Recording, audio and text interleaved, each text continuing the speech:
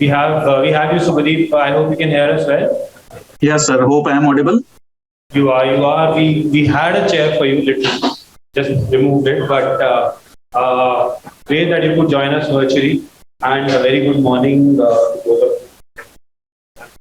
Hi everyone. I think it's a distinct pleasure that we always given us this opportunity to sit here and talk about, I think, a very impending topic. We've been discussing this day in, day out. And a very good mix because I think all of you represent very different industries. FMCG, securities, of course, so M&A, markets, and of course, metals and mining. So I'm just thinking that it's a very different meaning that all of you would have when we talk about, anything to do with work-life balance. And it's interesting. I was just speaking to somebody in my office, and one of those Gen Zs, and I said, what's your view on work-life balance? And he had a very simple thing to say. He said, once the remote control was developed, do you go in and change the channel anymore?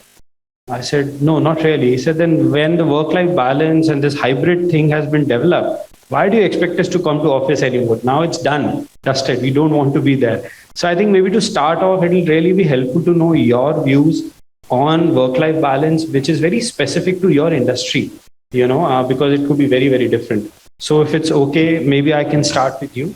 Sure. Thank you for the question. Thank you for inviting us here. So in terms of work-life balance for us, I think across industries, as per my experience, the imbalance in work and life is more of a symptom than the disease actually. So the symptom is a work-life imbalance, but the disease could be either in leadership, either in our processes, either in our systems or our policies. So in case of, even we've done those errors where we've tried, are we clocking in at the right time, clocking out at the right times? Are we turning off the ACs? Are we turning off the electricities to make sure they are having that flexibilities or giving them those breaks or doing engagement initiatives, etc. So while we are pumping in all the force there to ensure that the work-life balance remains, but then the core issue is the leadership treating them well? Are they finding meaning at work? I think most of our panelists here have spoken about purpose, about engagements, about autonomy, about empowerment. So are those in place? And then I don't think we need to really think about work-life balance because it automatically is a summation of all of it. So that's what we've gathered around. Thanks, Soonu. I think very, very helpful. Mr. Pandey, what's your thoughts? Maybe if you can share. See, I represent industry. I am from manufacturing background. Almost 30 years I have worked in manufacturing. And when we used to early discuss about work-life balance, the intent, the idea was that the person, when he comes in, when he clocks in, he should bring with a happy mind. He should come with a happy mind and he should be more engaged. And being more engaged means more productivity. Correct. But I want to make it reverse. Okay. In a sense, why as an organization I should not think that when he's clocking out, he should go with a happy mind. That is what is for me is a work-life balance. Interesting. Yeah. And there, I think the responsibility on organization comes whether I have created an organization which is inclusive, because that brings somewhere that happiness to the person. That am I part of the big picture? Am I important in this organization? Am I being heard? Am I being treated equally? That is one. Second, it becomes important as a leader, we have a responsibility to create that motivation in the organization. The motivation driven by leadership behavior becomes important. Correct. Are we recognizing their efforts? Are we empowering them? And finally, I think when we talk about organization, this engagement, this happiness comes when there is a transparency in the entire system, in the entire process. So a discipline which is driven by process and systems becomes very important for us. And people are now talking about reducing the work days, like they say, whether we should go for 4 days instead of 5 days. But for me, as a person from manufacturing, I will not vote for it for sure. Reason being, I started my journey from plant. As plant HR head, I was working 6 days in a week. And I was working 8 hours in a day. I came to corporate. I got 5 days a week. but I started working 8.5 days in a day, hours in a day. Tomorrow, if you go for 4 days, definitely you are going to ask me whether you will work for 9 hours or 10 hours in a day. Correct. That will not bring that happiness or that work-life balance for sure. That is what. No, very interesting views, Mr. Pandey. I totally agree. And I think you brought a very important point in between that culture and what's, the culture that the top leadership is driving within the organization. And I think the transparency that comes along with it plays a very important role on how people feel with regards to, are they passionately coming to the organization, or are they just, clocking in, clocking out? Subhadeep, your view, I think, again, very different organization, and a very different skill set, I must say. What's your thought on the overall piece? I belong to a manufacturing industry, which is a continuous process. We operate around the clock. We are based at a very remote location.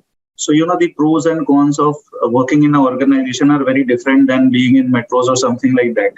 So how I see work-life balance is somewhat like we have to see a difference between whether we believe in work-life balance via segregation or whether we believe in work-life balance via integration. So for locations like us, it's more into work-life integration rather than work-life segregation. The operational, discipline requires to clock in and clock out at the fixed time, because it's a continuous process. But somehow, with the freedom of allowing people to do some personal work in between the duties, or maybe some work even via work from home with a setup like us, actually, we call it the work-life integration. And we found that this is actually making the employees happy. If an employee in between the shifts needs to go to attend a session in the school of his child, most welcome, please do it. This makes him happy. So what I feel is that rather than just focusing on work-life segregation, work-life integration is making employees more happy. Another thing is that, what we were just discussing a few days back, if you compare a college life and a day scholar's life and a hostel life. So, in the first year, the student prefers to be at home, not at hostel. But from the second year, he enjoys the hostel life more than the, life at home.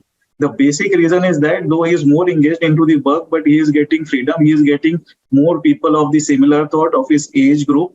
So maybe, the combination of people with whom you are interacting rather increases the happiness quotient. And again, that's what we call it as the work-life integration. So rather than just focusing on work-life balance, I think focusing on work-life integration helps us a lot. Well put. I think very, very aptly said, work-life integration is the key. And I think people don't mind working those long hours if they're passionate about it, if they're really enjoying the work. Of course, Mr. Pandey, you shared about, how the shift probably will affect. We might have to just do more hours, even if you're reducing. But Soonu, what's your thought? I mean, this entire conversation that's happening, there's this huge study that's happening in entire Europe, where, people are trying to actually force fit certain organizations into working 4 days a week and see how the results are.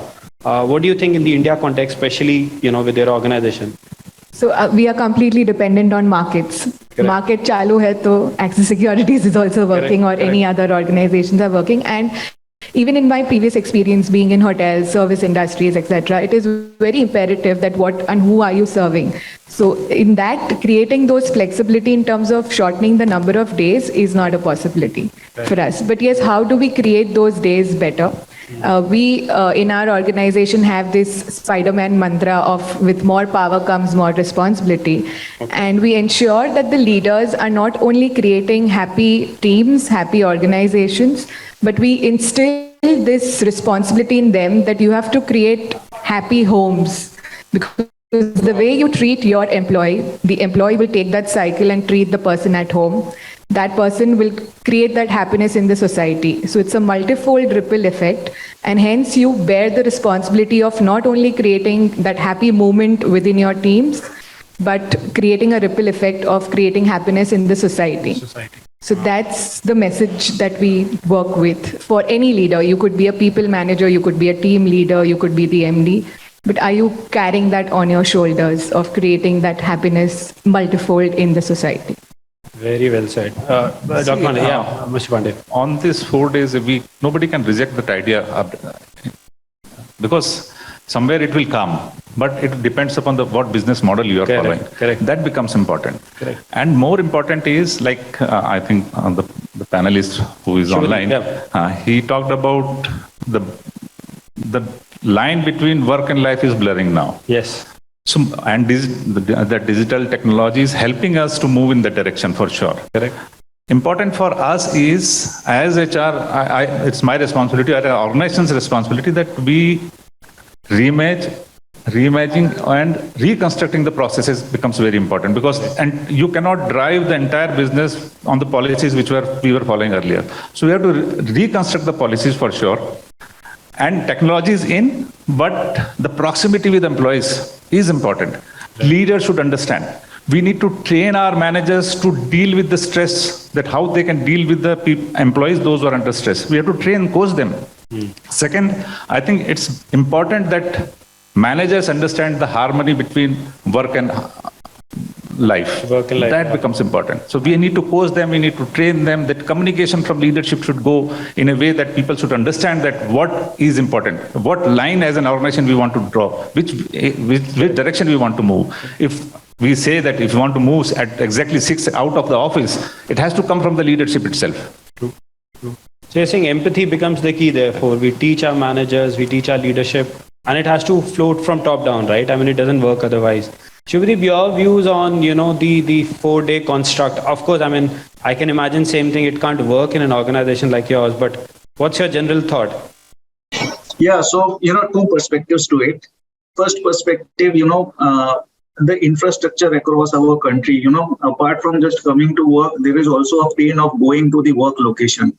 Specifically in metros, it takes 1.5 hours. So you say, like, even the person is away from home for 12 hours, but actual productive hours is probably 9 to 10 hours only, because, there are 2 to 3 hours just he is traveling. So probably scheduling the work into 4 days would definitely make the things more productive, number one. Number two, we need to also understand that, the things which are being discussed in Europe, they are into a developed economy. They have, less number of challenges than what we have in India. So the challenges are very different in our country, and we are still not there. But we are catching up to that speed, and we are going up to that level. So probably still not there, but definitely considering the overall infrastructure, I still believe 4 days, 5 days kind of a work schedule makes people happy. Splitting the work makes people happy, and even inclusion of technology like work from home, this also makes people happy. The travel pain will come down. Secondly, if we talk about industries like us, we take care of multiple categories of people. So there are people who are at a very senior level, they are very well educated. Again, there are people who are from the bottom grade of the society. For them, earning is the top criteria. And we cannot create much of a disparity among the two classes of the people. We cannot create. So we have to maintain a common work schedule so that, disparity doesn't exist. We have a commonality among all the aspects of work schedule.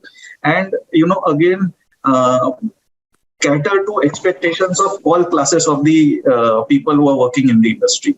So this thing will depend upon the location and the type of industry. Probably in metros, I think 4 days will be a better schedule.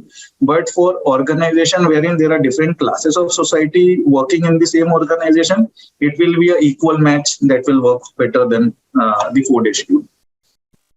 Beautiful. I think the important aspect of, and of course you spoke about hybrid, I think that's anyways becoming an overused word, I would say now. And I was again talking to some of my team members and I said, what's your thoughts on hybrid? And they said, what are we, frogs? Sometimes water, sometimes land, what do you want us to do?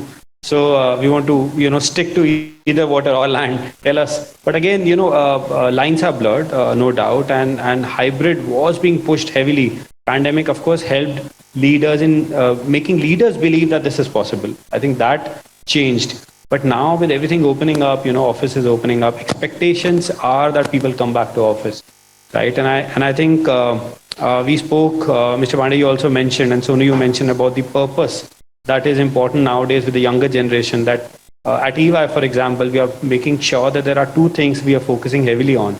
One is purpose, which is doing something for the society beyond, and passions beyond work, which is your hobbies, your interest. How much can we make sure that employees are doing beyond office and beyond work?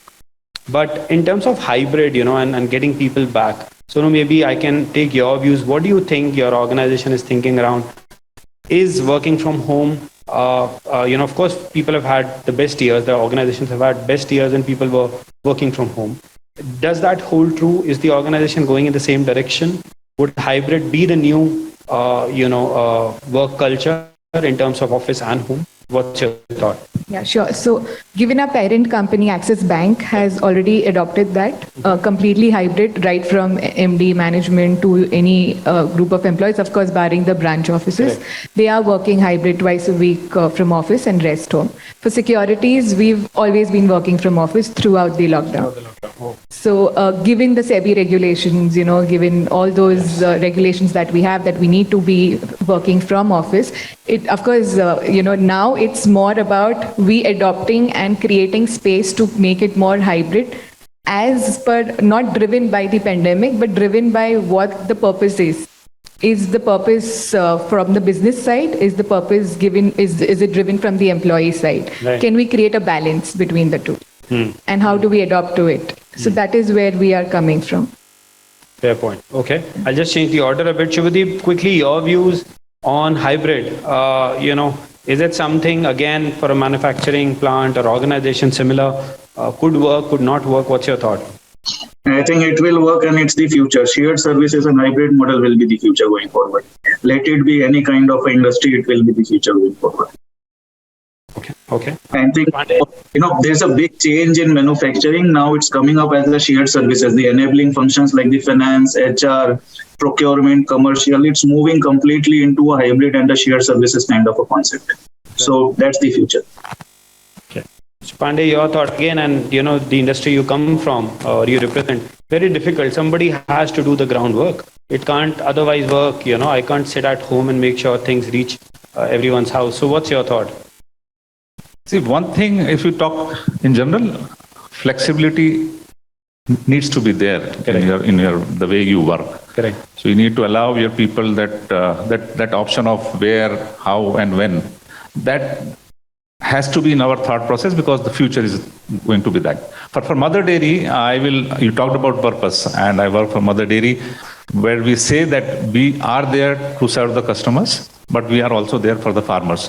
So the purpose drives us. During entire 3 lockdowns, not a single person was there who has taken off, except if he is suffering from COVID, fine. Otherwise, everyone was on field. And that drives everyone. That is where I say that work-life balance, people were, during COVID, they were there in the field. And they were feeling good about it, that they are serving the customers, procuring from farmers, that all those have things gone. I don't see any immediate hybrid working in my organization for sure. Okay. But I can't deny the possibility of going into that direction for certain functions. But for procurement, for sales, they have to be on field. Understood. Thank you so much. With the time that we have in hand, I think I'll just try and go around and just take probably your final views on, restructuring work-life balance. What does it mean for you? Any message that you would want to pass on to the audience at large, that when we talk about restructuring work-life balance, I think Subhadeep put it very well. He said it's work-life integration now. But what's the final thought? And then let's close on that. Soonu, if you're okay, we can start with you. Yeah, sure. I think... Is the mic on? Yeah. Sorry. Okay. Yeah. Hi. I think, as rightly summoned by most of us, it's integration. I would also pick up that word. And the lines are blurred. There is nothing like this is my professional side and this is my personal side. The traditional school of thought had that you won't know my personal side. This is what I bring myself to office. But those personas have been merged into one. There is nothing like personal and professional separate. True. So you come what you are and you do what you want to do. So again, driven by what is your purpose. Like we have this agenda as why do I do what I do? That's the standard line where we make people curious. Even if you're doing MIS, how is it reflecting or affecting the revenue charts of the organization? Yeah. So how are we connecting those small dots to bigger pictures?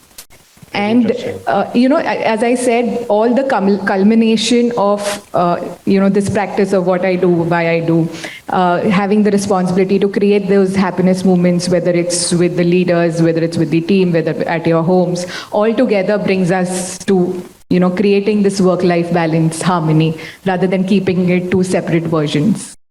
Okay, thank you so much, Soonu. And a quick line, maybe, Mr. Pandey.